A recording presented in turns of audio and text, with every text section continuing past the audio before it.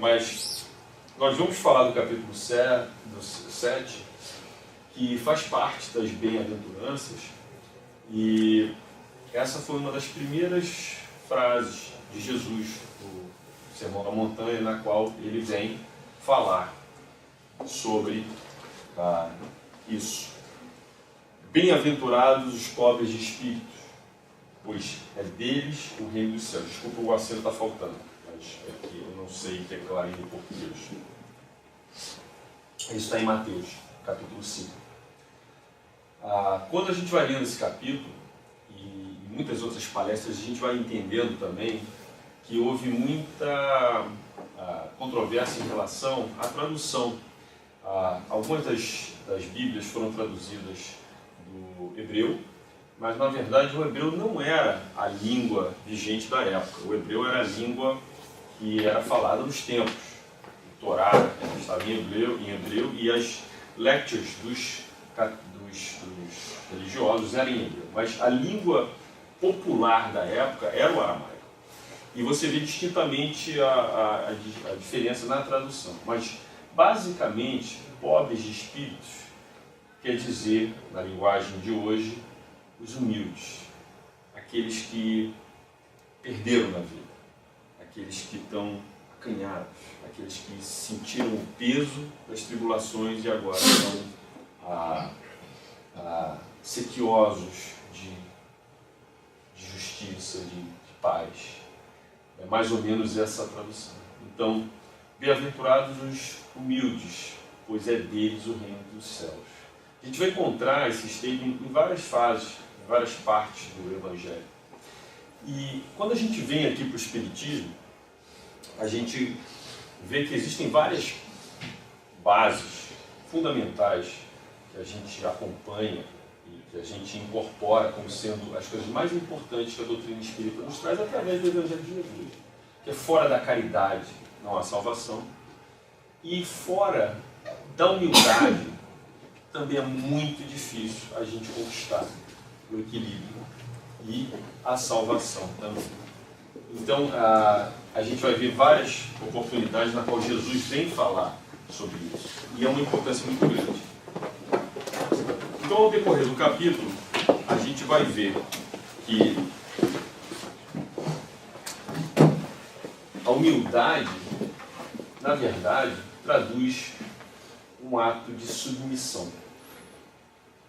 E Deus, no capítulo a gente vai ver, prefere o humilde e ignorante do que o educado que acredita em si mesmo mais do que Deus. Por quê? Por que a humildade é tão importante assim? Várias passagens a gente vai ver que Jesus fala assim: eu vim para os pequenos, não vim porque os sábios, os grandes da terra, não precisam ainda de mim. Eles não conseguem entender. A gente vai ver que a humildade ela é chave porque ela abre esses canais de percepção para esse Deus que, no fundo, está dentro da gente. A gente que cobriu ele de várias camadas. E essas camadas são esse ego que todos nós temos. Agora, essa palavra ego, a gente vai tentar falar mais sobre ela mais tarde, é muito importante a gente entender, porque às vezes a gente está como uma folha no vento, sem entender esse conflito de sentimentos. O que está se passando comigo? Por que eu acho dessa maneira? Não é? E por que na doutrina que eu abraço, existe toda essa ênfase em ser humilde? E como é que eu sou humilde? Como é que eu consigo ser humilde? O que é ser humilde? Muitas das vezes a gente tem até dificuldade. Às vezes eu já ouvi gente falando assim: nossa, ele tem um trabalho muito humilde. O que é um trabalho humilde? Ele limpa ali o chão, um trabalho humilde. Da onde que a gente viu isso?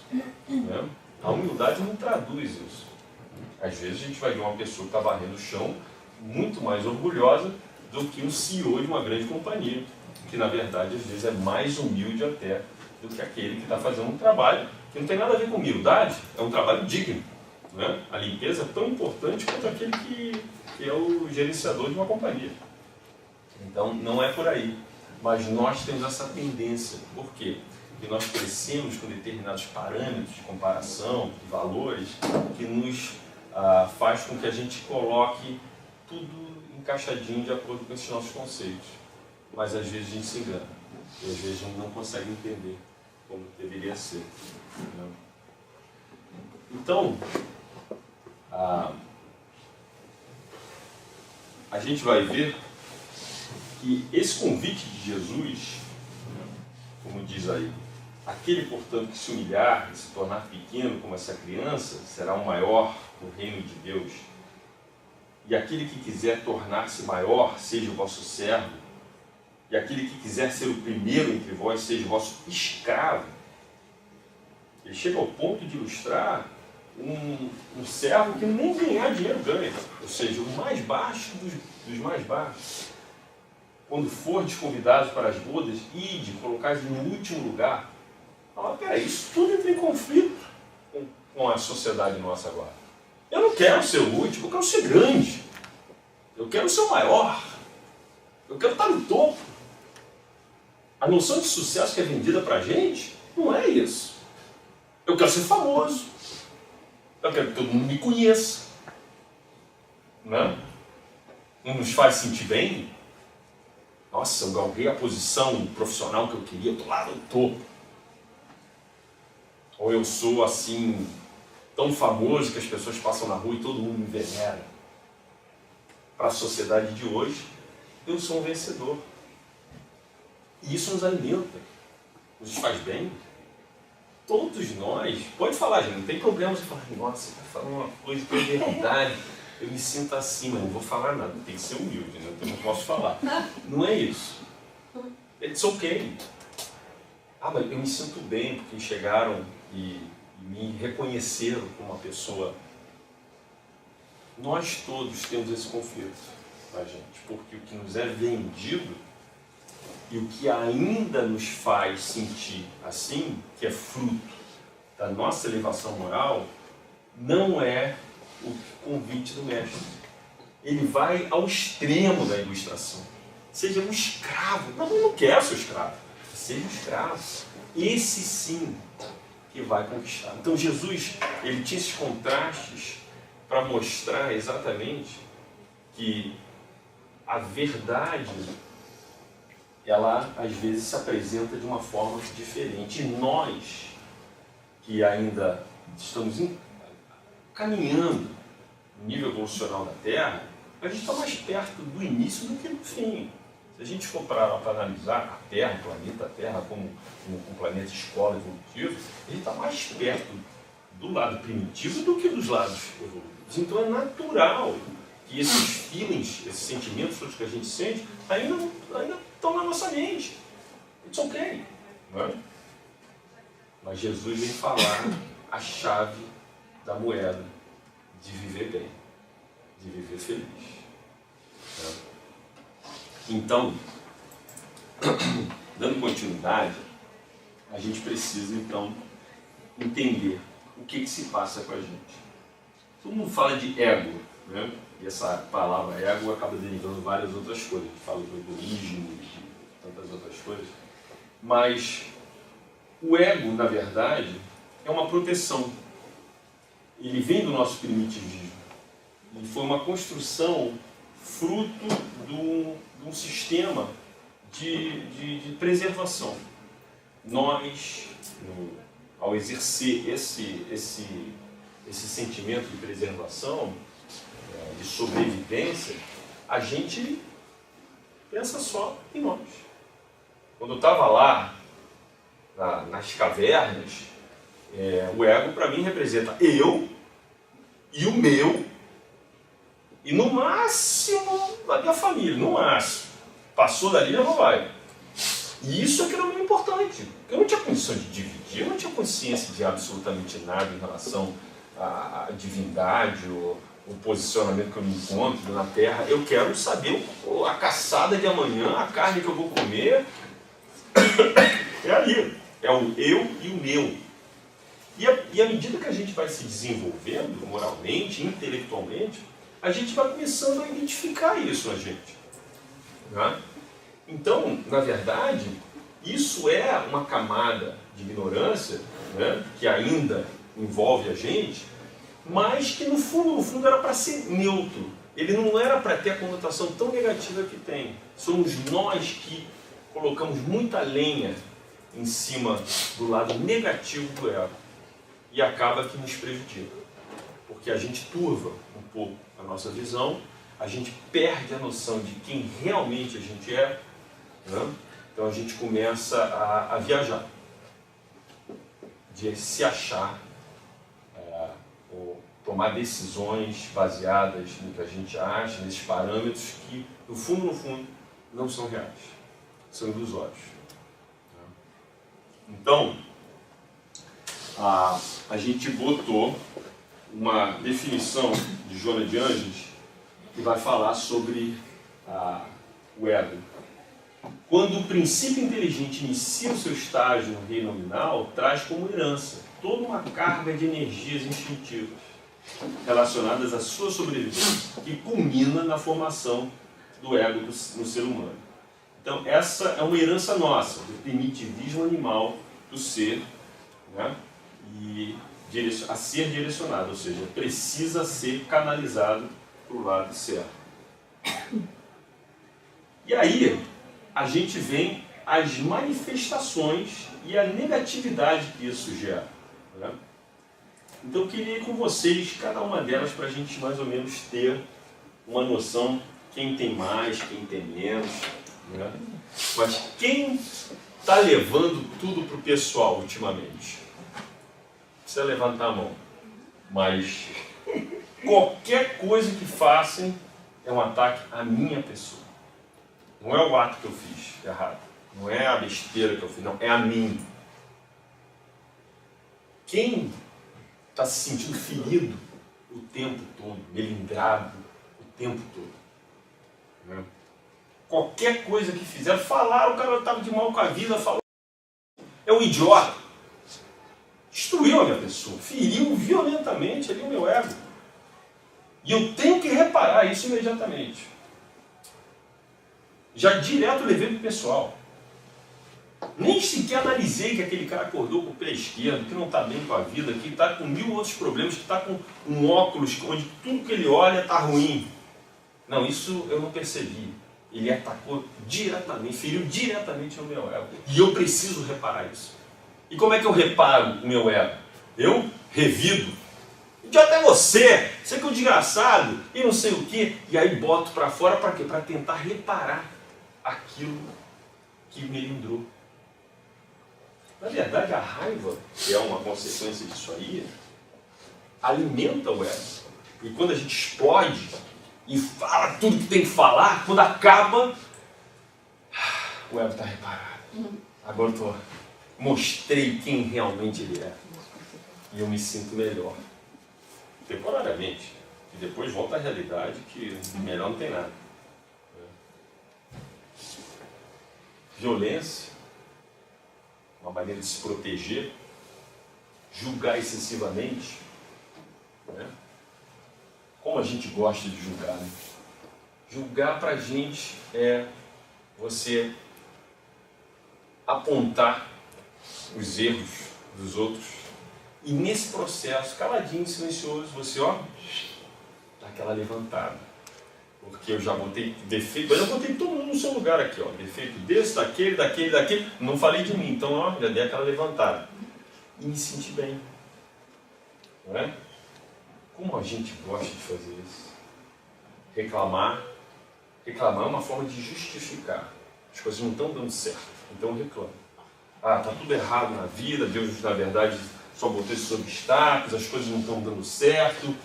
Eu estou reclamando e justificando por que eu, uma pessoa perfeita, estou passando por isso. Então eu tenho que reclamar, porque se não reclamar, vão pensar que o problema está comigo. O problema não está comigo. O problema é tudo.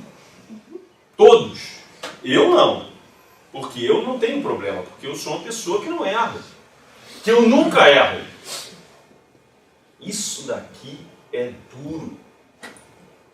Quem tem esse problema sofre. E a gente vai falar uma consequência disso aí. É o perfeccionismo. Sofre. Quando erra, esconde. Tem vergonha de mostrar. E às vezes isso aqui se estende além do self próprio. Às vezes vai no âmbito da família. Gente, a gente vem com o filho, que não é exatamente o filho que a gente queria, e a gente se envergonha por ele. Como isso vem de mim? Eu sou uma pessoa perfeita, o garoto tem que ser sucesso, tem que ser vencedor, tem que ser o maior. E não é exatamente como a gente queria. Então eu tenho vergonha, aquilo me fere. A esposa, o esposo. Se eu escolhi, tem que estar à minha altura, pô. E agora está pisando na bola? Não, eu não consigo isso. Como? O que vão dizer? Então tudo isso, na verdade, são manifestações e que nos faz sofrer por a gente não entender exatamente e lidar com isso aí. Que começou como uma coisa natural e que hoje em dia pode virar um obstáculo para a gente. Um obstáculo da maneira da gente viver a vida de uma forma melhor, mais feliz. Não é? Olha aí as personalidades. Puritano. Tem gente que entra aqui no centro espírita e fala assim, não, agora vou deixar de lado tudo. Bebida, balada, tudo, porque vai que me vem ali tomando uma cerveja. Não pode, né? Então, e aí fica nessa tentativa impossível de chegar num puritanismo que não condiz com a nossa realidade espiritual. Então, se a gente fosse puro, se a gente tivesse sido criado puro, nós não estávamos aqui. Nós estamos perfeccioníveis, a gente está trabalhando para isso. Então, o puritano sofre por ficar tentando esconder aquilo que ele não consegue ser.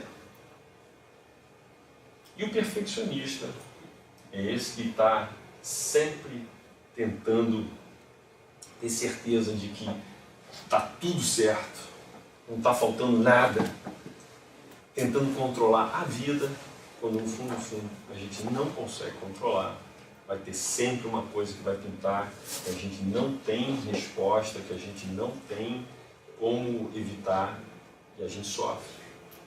A gente sofre porque o perfeccionismo está sempre pensando no que vão achar das minhas coisas que eu fiz. Então eu faço uma vez, faço duas, apago tudo, faço mais a terceira e talvez a quarta, porque eu nunca estou satisfeito. Tem que estar realmente de uma maneira ao nível que eu acho que é perfeito. Quando perfeição aqui, a gente ainda não encontra isso, né? É esse aí também o cara que é muito comum. Eu tenho o último iPhone, eu vi o último filme. É isso, né? Esse aí, na verdade, ele está sempre, né, colocando que ele está no topo, está sempre à frente, né? A gente tem um pouco disso até no Brasil, você sabia? Depois eu queria entrar em contato, a gente falar um pouquinho em termos das nossas diferenças culturais. O perfeccionista também é controlador. Também. Sou eu. É tudo do jeito, né? Eu sou perfeccionista, eu quero as coisas do meu jeito.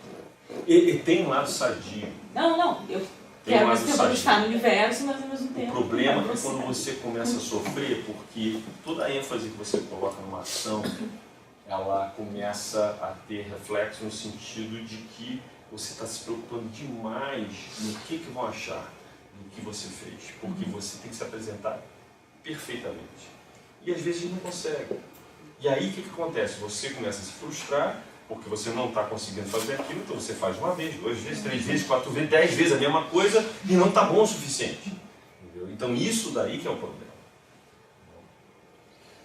No slide anterior, né, a questão do mártir também é muito séria, porque é a noção de sempre se tornar vítima de todas as coisas e você não se vê no dinamismo da relação para observar que você é parte daquilo também. E aí é sempre, né, você se coloca sempre, a pessoa tende a sempre se colocar como vítima do que aconteceu, né, de que os outros é que são sempre os culpados, eu nunca participei de nada, minha ação não contribuiu Sempre para se aquela esquivando, coisa. sempre se esquivando de qualquer responsabilidade. Exatamente. Então, meu filho no início é assim, eu tinha que acalmar ele para falar assim, cara, it's okay, deu errado, it's okay, entendeu? Não, não era ok, eu tinha sempre que... tudo isso aí é uma coisa para a gente refletir, entendeu? E encontrar o equilíbrio, né? E aí a gente vem as consequências, né? Que são consequências negativas, frutos dessa tentativa de alimentar esse ego, né? Na qual que a gente, seja através de comida, sexo, drogas, adoração e todas essas coisas, que eventualmente vão trazendo esses efeitos para a gente. E que no fundo, não traz a paz. Maledicência, então, nossa, essa daí, todo mundo adora sentar, começar a falar, juntou 2, 3 pessoas, vamos falar dos outros, não é? Porque quando a gente fala dos outros, todo mundo se enaltece. E é aquele sentimento de que não, eu estou tentando me autoconvencer que eu estou bem, porque eu falei, o outro está fazendo esse problema, aquele ali também está com aquele problema, todo mundo está com um problema, mas eu estou uma boa, então eu estou melhor. São esses parâmetros de comparação, né? E uma vez perguntaram assim, mas espera aí, o self-esteem sadio, né? Como é que se fala o self-esteem? É o... Autoestima. A autoestima sadia, né? Ela não deveria ter uma parte, não é? Sim, deveria. Só que o problema é que ela nunca é suficiente. Ela começa como um tapinha nas costas, um sentimento de dever cumprido, mas se a gente não prestar bem atenção, dali a gente quer mais. Porque a gente ainda não conseguiu descamar esse ego para entrar lá no fundo do verdadeiro self, que é essa consciência divina que a gente tem. Então a gente se protege com aquilo ali e fica sempre alimentando uma coisa que nunca... É como se fosse uma lenha que se extingue e tem que colocar mais, porque ela não preenche esse vazio. Esse vazio, ele é fruto do não entendimento, de que no fundo, a gente é criação divina que vai ainda viver pela eternidade, um processo de aprendizado, de crescimento, e que it's okay a gente errar, a gente passar pela situação que a gente está passando, vai ficar tudo bem. Eu acho que essa consciência é fundamental para a gente ter esse equilíbrio. Esse emocional, ele tem que encontrar esse balance quando a gente começa a ver a visão e a vida de uma forma diferente. Então, eu trouxe para vocês aqui algumas maneiras da gente ver, fazer uma análise em relação a esse ego. Primeiro é que a gente tenha consciência de que ele existe, né? A identificação dele e a maneira da gente meio que pinpoint se essas atitudes que a gente está tendo, da onde que está vindo. Então, olha só que o Evangelho segundo o Espiritismo fala. Sem a humildade, apenas vos adornais de virtudes que não possuis, como se trouxesses um vestiário para ocultar as deformidades do vosso corpo. Todos os seres humanos são iguais na escala divina, e somente suas virtudes os distinguem aos olhos de Deus. A caridade e a humildade são os títulos de nobreza dos espíritos. Então, na verdade, o ego, às vezes, nos ilude em achar que a gente tem virtude que a gente ainda não conquistou. Eu sou uma pessoa boa, eu sou uma pessoa honesta. A gente ainda não tem essas qualidades 100% desenvolvidas. A gente tem, assim, princípios de honestidade, né? Eu me considero uma pessoa honesta porque eu nunca fui me defrontado numa situação que realmente fosse questionar essa virtude. Se numa próxima vida eu tivesse uma situação desamparada, com meus filhos pequenos, encontrasse uma carteira cheia de dinheiro, as crianças passando fome, e eu pegasse aquela carteira ali e não, hoje ninguém vai comer. Está aqui o endereço, o nome da pessoa, vou devolver para a pessoa porque isso não me pertence? Ou será que no momento de tentação eu vou realmente falar, não, meus filhos estão passando fome, esse dinheiro está me fazendo mais falta? Então a gente não sabe. Essas virtudes demoram para a gente realmente conquistar dentro da gente, ao ponto de fazer isso. Quem lembra aqui do caso do catador de lixo que achou não sei quantos mil dólares lá no lixão em São Paulo? E quando foram lá, o cara desesperado, porque a mulher tinha jogado uma bag de dinheiro no saco plástico e jogou no lixo. E ele foi procurar, o lixo já tinha sido pego, e já foi pro lixão para desenvolver. E o coitado do cara, todo mundo pegou o saco, quando abriu o saco, aquele dinheiro todo. Foi lá, em direção à delegacia. Então, a gente está falando de uma pessoa que não come direito, toma em barraca, foi lá devolver, que não era dele. O cara ficou tão impressionado com aquele gesto que pegou o dinheiro e não, toma aí. Ele falou, não, eu não fiz nada de extraordinário. Sabe que no Brasil a honestidade é uma coisa extraordinária, né? É uma coisa que tem que ser rewarded. A gente tem que ficar bater palma porque falta tanto, né, que esses exemplos precisam. O cara queria dar um dinheiro para ele. Ele falou, não, mas eu não fiz nada demais. Esse dinheiro não me pertence, eu achei e eu vim trazer. Virtudes. A gente às vezes não tem certeza que a gente conquistou, demora para a gente conquistar. E o ego nos ilude, porque a gente apresenta como a gente queria que fosse. Eu queria que todo mundo aqui me visse, pô, aquele cara perfeito, honesto, bom, nunca, com a paciência, não me perturba com nada, sai daqui, maravilhoso. Mas não é uma fachada, ainda. Não que eu não seja nenhuma virtude zero ainda, está no medidor das virtudes, começou ali a apontar um pouquinho, e isso são cada um de nós. Mas essa consciência é fundamental para eu saber quem realmente eu sou, porque senão eu estou me iludindo a mim mesmo. E eu não consigo crescer quando eu ainda não identifiquei os problemas. Isso é que é a chave. Então, a gente quer transformar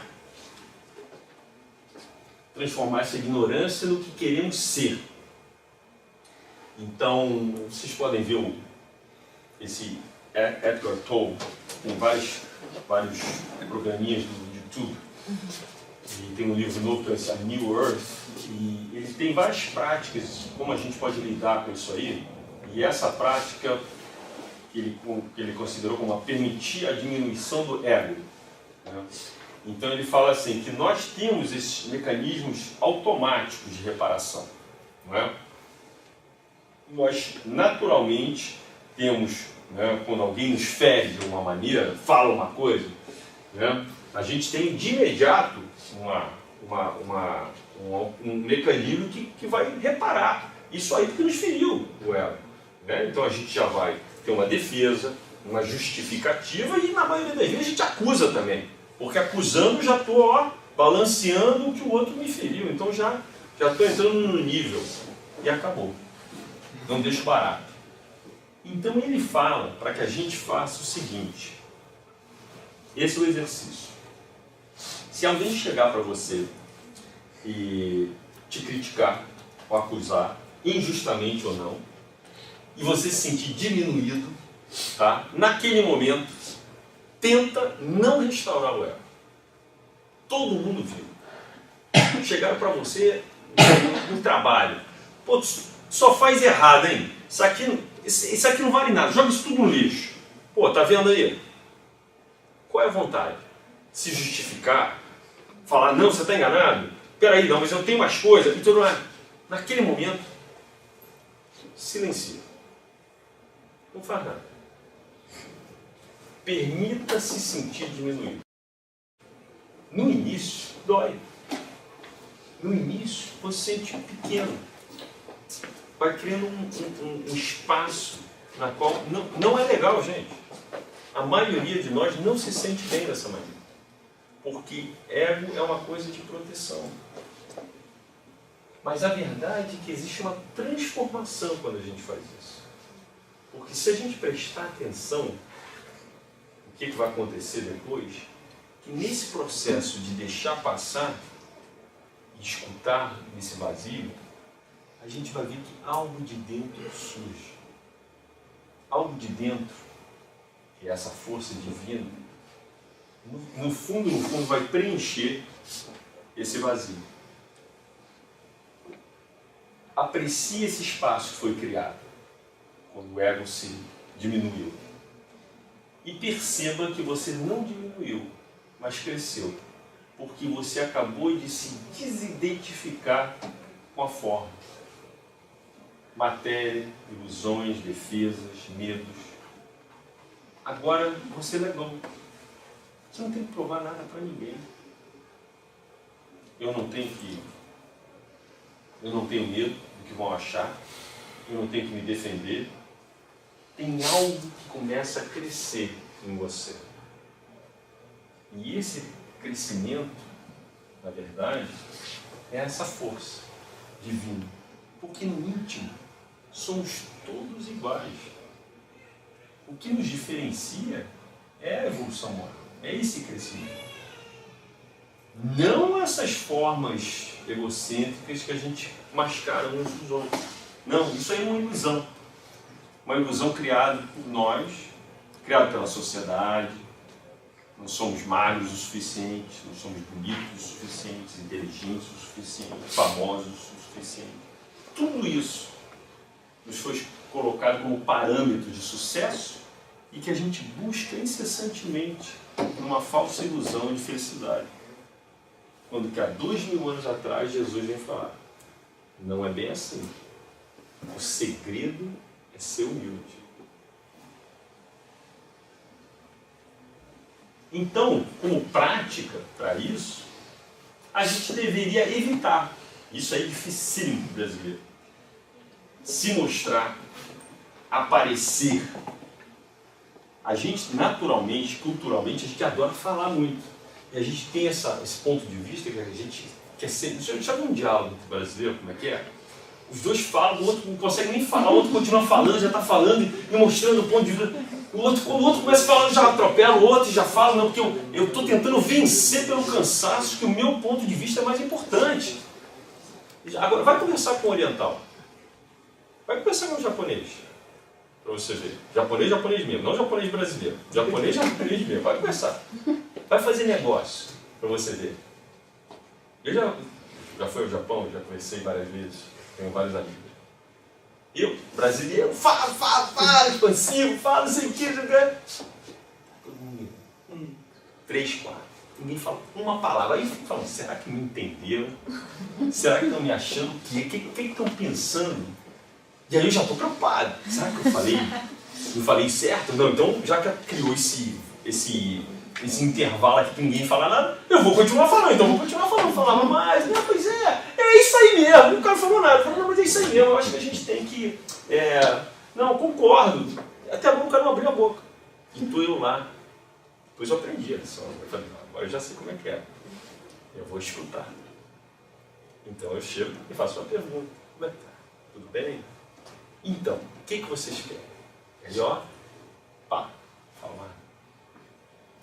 Nós não escutamos o suficiente. A gente está sempre, buscando uma atenção, querendo causar uma impressão.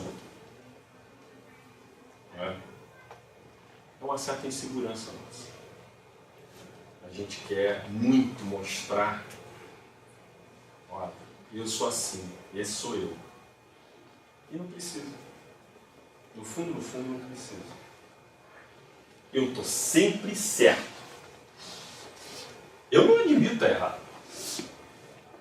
Alguém aqui já conversou com alguém que começou a levantar a voz porque a discussão estava indo e de repente falou, você não sabe nada! E aí foi embora.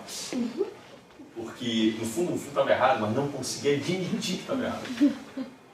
Interrompe a discussão e vai embora, cada um do seu caminho. Às vezes a gente é assim. Tudo com medo de ferir essa ilusão que é o ego nosso, que nos mostra uma coisa que a gente ainda não é. Então, práticas diárias para a gente aprender. E no final, a aceitação de quem a gente realmente é. Todos vós que sofreis as injustiças dos homens,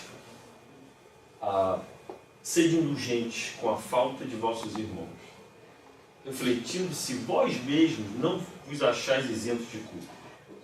Isso é caridade e também humildade.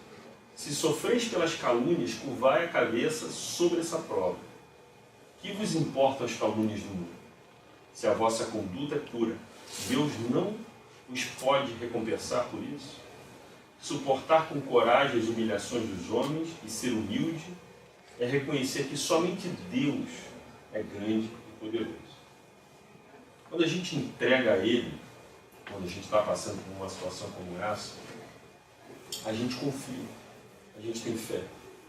E lá na frente tudo vai ser esclarecido. E que no fundo, é entre eu e Deus. Eu não posso esperar o julgamento dos homens. Cada um veste o seu óculos com o grau de filtragem do seu íntimo. Cada um vai ver a vida de uma maneira diferente. Amanhã você sai daqui, você bota a tua melhor roupa. Tá legal mesmo. Saí ali, encontrei alguém que está de mal com a vida. Ela fala, pô, não gostei dessa tua combinação, não vai bem essa cor. E continua andando. Eu já volto pro espelho. Pô, o que eu errei? Aí eu vou trocar, né? Agora eu vou. Aí eu vou sair de novo, completamente descombinado, horroroso, mas ver uma pessoa assim, ó, você está tão bem hoje, hein? Adorei essa tua roupa. Cada um vê com os olhos de dentro. Não dá para a gente agradar todo mundo. Não dá para a gente ficar nessa busca de reconhecimento e aceitação o tempo todo dos homens, que são como a gente. Então a gente falha da mesma maneira. Então é com a gente e com Deus e sempre, como a Ivone fala aqui, um sentimento de dever cumprido. Porque isso daí é a chave da consciência tranquila. Então a aceitação é fundamental. E é isso aí, gente. Suzana Simões da Flórida, que fez essa palestra muito interessante, com outras adições também. E a gente termina com Jesus. Somente através da humildade, da caridade, é que nos aproximaremos mais do Criador a cada dia. Só falta o futuro, mas é um pôr do sol aqui da Califórnia. Então é isso, gente. A gente vai passar para o trabalho do passe. Alguém tem alguma pergunta, algum comentário? Pode falar, sem medo de errar. Tem. Tem? Para mim é difícil a palavra humilde e humilhação são diferentes, têm conotações diferentes. Uma é positiva e uma é negativa. E às vezes é muito difícil lidar com o lado negativo. Porque a gente cresce aprendendo que deve ser forte. É difícil ser humilde e ser forte, sem se sentir humilhado. Humilhação é como um sentimento negativo.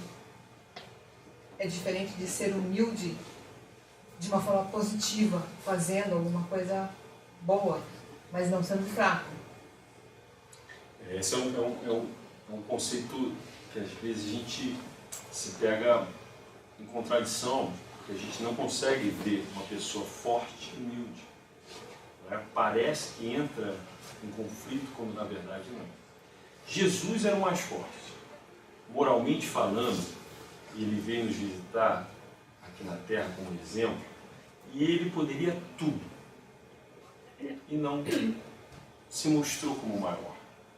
Inclusive, ele nos incentivava como no início da palestra, a ser o menor. E poderia o que quisesse. Ele veio mostrar como servo, limpando o pé dos apóstolos, ou sempre ajudando, que os grandes, no fundo, não são os grandes desse conceito material que a gente coloca. O forte não é o forte de louros, de músculos, de guerras, de vitórias em cima dos homens. Não é. A gente tem esse erro de se usar como parâmetro de comparação o sucesso material, o sucesso que nos é vendido. E a gente se humilha. A gente se sente humilhado, às vezes, quando na verdade não deveria. Porque se sentir humilhado é uma coisa muito íntima. Não é? Às vezes a gente passa por a mesma situação, um se sente humilhado e o outro. Para mim não foi problema nenhum. Não é? Várias pessoas às vezes perguntavam acho que foi Francisco de Assis, se ele tinha se sentido humilhado pelo que falavam por ele. E não conseguia ver a humilhação. Porque aquelas palavras de pessoas que queriam botar ele para baixo não tinham uma fé, porque não atingiam ele. Lembra do que falando?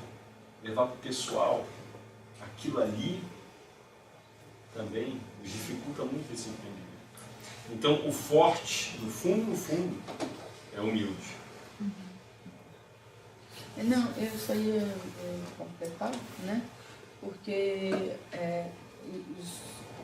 assim, dividindo com o que ela colocou, que de verdade acaba gerando confusão na gente, mas é que um sentimento é de dentro para fora e o outro é de fora para dentro. Então, assim, a noção do Evangelho, da noção da humildade, é de dentro para fora. É como você se coloca na igualdade entre todos os homens e todos os indivíduos, respeitando o outro da mesma maneira a você. Esse é o sentido da igualdade e da humildade, né? No sentido de que internamente eu sou tão igual a qualquer dos meus irmãos, porque somos todos idênticos do ponto de vista da criação divina. Estar humilhado, se sentir humilhado, a humilhação em si é um sentimento de fora para dentro. Então é o que o ambiente, a cultura, as palavras, etc., fazem com que você, ou qualquer um de nós, se sinta daquela maneira, porque culturalmente, simbolicamente, aquilo é que, mas ele foi humilhado. Tiraram ele da posição A, puseram ele na posição B. Talvez não. Talvez fosse a melhor coisa que tivesse acontecido na vida dele. Por N outros motivos. Mas as nossas leituras culturais fazem a gente ficar muito preso, muito amargurado com essas coisas. Recentemente eu vi um programa na televisão que mostrava esse rapaz muçulmano, mas vivendo já do lado oeste, que ele ia nos países muçulmanos e fazia entrevista. E aí perguntava para os rapazes, vem cá, o que aconteceria se a tua irmã ela tivesse um namorado antes do casamento? Eu matava ela. E o cara falou, matava? Sim, porque ela me humilhou. Ela humilhou toda a minha família com esse ato. Então ela merece morrer. No conceito social da religião que eles vivem, no país que eles vivem, a mulher, antes de casar, ou até depois de casar, não pode estar sozinha, sem estar acompanhada, não pode ter relacionamento nenhum antes. E isso é uma humilhação para o nome da família, para a família, para o que os vizinhos, o que a sociedade que eles vivem vai dizer. Então chega ao fumo de justificar ele chegar e matar a irmã. O cara fala assim, mas você não vai se sentir mal? Não. E seus pais, seus tios? Eles vão apoiar, porque eu limpei o nome da família. Culturalmente, ele realmente se sentiu humilhado. Se sentiria humilhado se isso acontecesse. Você transcende isso numa outra cultura, morreu a humilhação. Já é natural. Né? Ela namorou o rapaz. Não é? Então, isso que a Mônica está falando é muito importante a gente observar. Porque às vezes esses conceitos que nos fazem sentir humilhados nada mais são do que ilusões, do que a sociedade nos impõe. Por isso que eu me sinto assim. Quando no fundo, não é real. Não é? É uma coisa que não era para ser sentida dessa maneira.